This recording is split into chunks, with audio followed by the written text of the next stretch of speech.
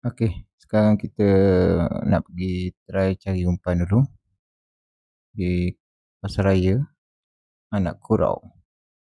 Jom, let's go.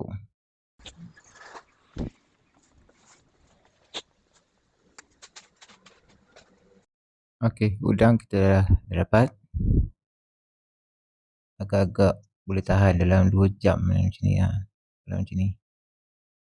Okey, jom, let's go, kita mancing. Lama tak turun ke basah, rasa nak segar angin, sekok sebok mi risau, boleh hajak ada malengi,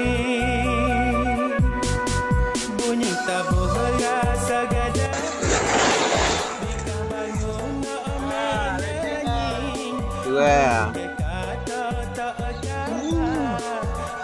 Mana nak pergi?